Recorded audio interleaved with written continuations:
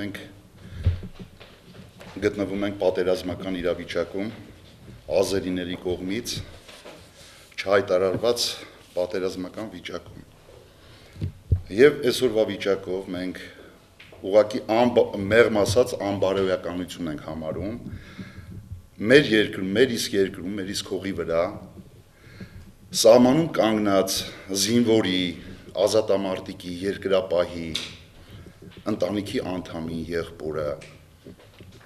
հարազատին ուղղակի պատժիչ գործողություններ անել սեփական քաղաքում եւ երկրում, ինչ որ անում է ազերին մեր սահմանի վրա մեր նկատմամբ։ Խոսքս ճակերտները բաց են, վերաբերվում է տեսախցիկներին, արագաչափերին եւ կարմիր գծերին։ Վերանայել այս վերջում ընդունված վարչական իրավախախտումների փոփոխությունների հետ կապված օրենքը, վերանայել տուգանքների չափը եւ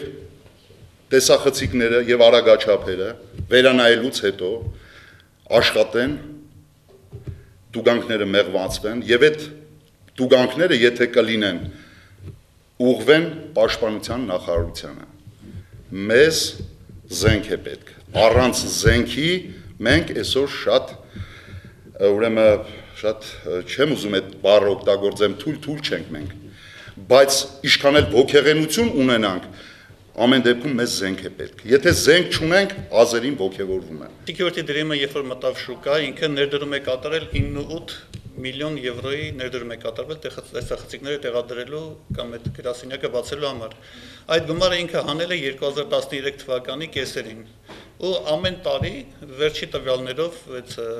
Զաքարյան Ալեքսանդրը որ ասեց 4.4 միլիարդ դրամ իրենց շահույթն է կազմել 14 թվականի դրությամբ։ 2016 թվականի հունվարի 1-ից քաղաքացիական օրենսգրքում փոփոխություն է տեղի ունեցել, ըստ որի Հայաստանում արդեն գործում է բարոյական վնասի փոխհատուցումը եւ մեր աջակիցները արդեն նրանք ովքեր շահել են վարչական ակտեր 2 միլիոն պահանջով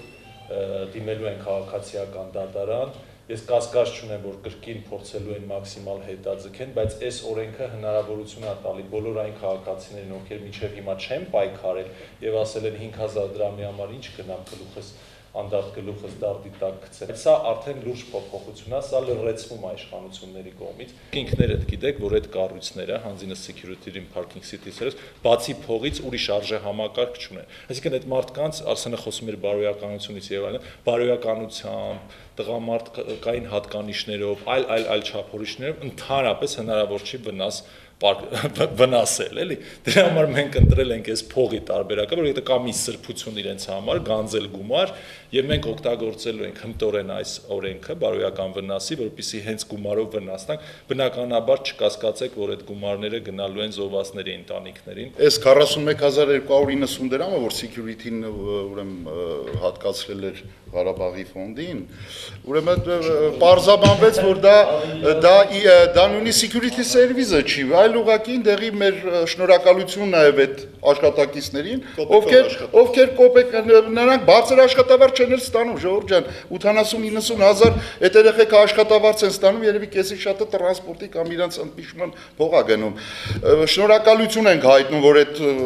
կամքը դրսևորել է նաև գումար են փոխանցել, բայց